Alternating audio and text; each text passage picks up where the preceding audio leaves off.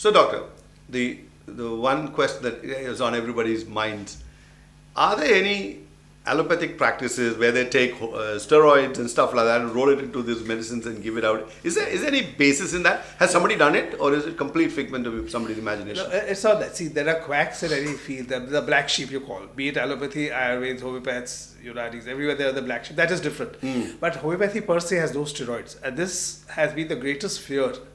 What happens normally is, when one takes antibiotics or heavy drugs, and they have not been relieved.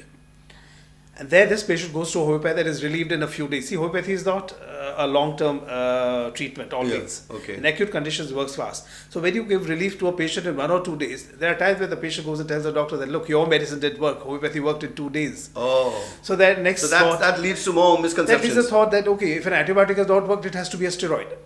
Okay, so that's a conclusion, a wrong conclusion in other words. Exactly, it's a wrong conclusion because what works, the principles of allopathy cannot be applied to homeopathy or Ayurveda or any other alternate system of medicine. Okay. Homeopathy can work fast, can save patients even at deathbed. Patients at ICU have come back.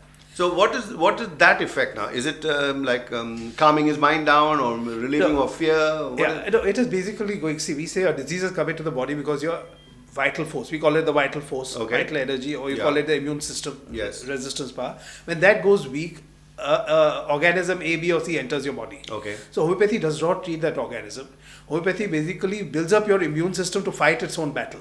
So you're not firing a missile at the enemy, you're just bolstering your own defenses and let the body fight its battle. That's why you're cured, you're not only relieved.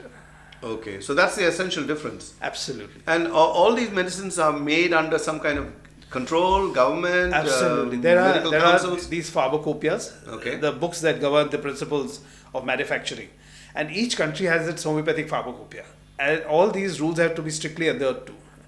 The pharmaceutical manufacturers also highly scientific process. You have huge, gigantic setups in Germany, in Switzerland, France. It's not one hit or miss thing. They are also following scientific rules. Oh, absolutely. And is there a lot of research going on into it? Are there new medicines being... or is that not touched? No, there is a lot of research going on. We have, under the government of India, under the health ministry itself, we have the Central Council for Research of Homeopathy. I was one of the advisors there for a few years. But research apart, the beauty of homeopathy is, since it is based on laws of nature, the medicines that were effective 200 years ago when homeopathy was discovered are equally effective now. You need more research because more diseases come in, and the drugs that you have taken earlier, the body has become immune to it, so you need more drugs. In homeopathy, you never become immune to a medicine. So the medicines that were effective 200 years ago are equally effective now, but a lot of research is going on. And it's required, according to you, it is such a thing is required. Do you need to do research on it, or you think they've figured it all out? No, research goes out in the form of, say, earlier we never had AIDS. Right? We never had so much of cancer. So a lot of these unusual conditions are coming up, a lot of new lifestyle diseases are coming up. So research is going on about which medicines and how can you work on that particular condition. But the medicines used are the same that were discovered 200 years ago. Plus new medicines are also being discovered, but the need for discovering new medicines is not as much. Because since you said the medicine in it is such a microscopic amount, virtually undetectable by any scientific method. So you could even conclude saying that it's not there. So placebo effect. The placebo effect is what they always say. You're just being fooled into thinking that you got a medicine and you cure yourself. So that is also accepted as, yes, one of the things that do happen when you take... See, that again is a misnomer. Good old days, I would say about 20 years ago, the latest electron microscope discovered physical matter up to the third potency of homeopathy. That is 1 upon 100 into 100 into 100. Alright. Now the latest microscopes, so in those days they said that anything beyond the third potency was sham. It was placebo effect. Many countries never allowed homeopathic potencies beyond the third to be sold there. Now, by saying that there is nothing in it, basically. Yeah, exactly. Now the latest electron microscope discover up to the 20th potency. So up to the 20th you say it is normal. It is there. Physical matter is there. And after that it is sham. We forget that many times science is way behind, some people are way ahead of the time. So if I were to take a whole bottle of what you prescribe me one day, and I pop the whole thing in my mouth, nothing happens to me. Nothing happens. It works like one single dose. So all those panic when they said, hey, I took 4 of them and I should take only 3. Doctor said, take only 3. You followed 4, you idiot. You know what's going to happen to you. None of that should worry you. None of that should worry you. There's no overdose, there's no underdose. In fact, that might be good for you guys because every time the patient is having 6 when you should have only 2, you come back to you earlier for another supply of Okay, last thing which everybody wants to know. How does it compare cost-wise with allopathy? See, if you ask medicine, this is the cheapest system of medicine on earth. Okay. And that is where I have been really after it to bring an awareness amongst the people, and somewhere I hope that I will bring an awareness amongst the government bodies to which this matters. Okay. It is the cheapest medicine on earth. What we charge as doctors is like going to a lawyer who charges you. Yeah, that's your professional fee. Which is different. But otherwise, this is the cheapest and most effective system on earth. And as per WHO, this is the second largest practice system of medicine practiced on earth. WHO also recognizes the efficacy of homeopathy there. And is it widespread in the sense of all over the world? All over the world, you can say, more or less. Certain countries less, certain countries more. But a majority of the countries. How is it in India? India is virtually the number one country in the world now when it comes to homeopathy. Okay. We Indians are the best homeopaths, one of the best homeopaths in the world. The largest number of. We also make the best psychopaths. Psychopaths also. Yes. Can you cure psycho? We always go to the mind of a human being. Yeah, but does this? Can you cure disease of the mind? Yes. You're a very interesting point. This is the only system of medicine, alternate or otherwise, which can work on human emotions just like meditation, not like a drug, and calm the mind a lot of the negativity. And considering you're not even putting anything into it, it's an amazing... That's because every homeopathic medicine was proved on healthy human beings, not on animals. So there are emotions to virtually every medicine that comes in. Okay. You don't try it on angry dogs and depressed dogs. You try it on human people. Body is different from the... So you tried it on people and found these results. Yeah. It's a very different story, but very interesting. Yes. So let's say it's a serious condition like chest congestion.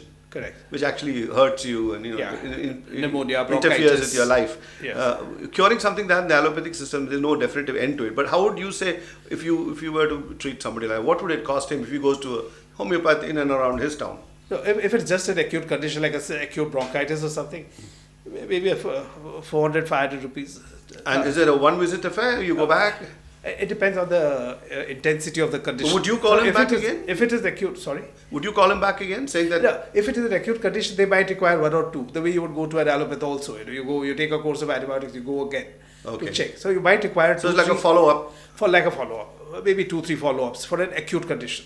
Okay. But people who come to homeopathy generally are people who have incurable chronic diseases. So there the treatment goes on for a few years. Okay. A lifelong disease is cured in a few years. And as somebody also said that you guys have a handicap because people come to you like the last resort. They say, okay, all has failed. The doctor has no idea. Chal, let's go and see Dr. Jayesh Sanghvi. Probably he'll save me. So you're already receiving a patient who's almost terminally ill. Yeah, we get a lot of these kind of cases which are at the last stage of their life. Now there also homeopathy has known to work miracles. People at dead bed in the ICUs, given 24 hours to live, 48 hours to live. Our medicines are frankly smuggled in secretly as holy water because you will not be allowed to give medicines if the patient is dying. That's true. That's a different reason behind that. But there also these medicines are secretly given and we have so many people who have come back. So homeopathy is not slow to act always. Homeopathy works equally fast in emergencies. In chronic lifelong diseases, I guess it's just that you haven't been able to quantify and make empirical statements or calculations on everything, so therefore it looks a little vague, but there is some basis. So there is a lot of work done, but the awareness about it is poor, Madhav. A lot of work, lot of scientific work is done, lot of scientific research has been done. There are a lot of papers also. And now it has been proved through nanotechnology, the efficacy. Is there anybody you could think who's a leading name apart from yourself here in Madras? In India, anybody who's got a roaring practice where people go see him? Is anyone like that? Oh yeah, in Bombay you have in Delhi also. I see. Yeah. What about abroad? Do everybody normally they go abroad whenever they? Yeah. No. Homeopathy people come from abroad to see us. Okay, so this is one area we'll keep that lead. I hope. Yeah, absolutely. I hope we'll beat the world and we'll always have people coming into our country. Well, that's what's happening too. I think every field in homeopathy now. Every field in India. Okay. People are coming in for all medical help to India. And, so thanks, Jayesh. I hope you become that world famous doc and people come to you all the time. Thank you for coming. Thank you, Madhav.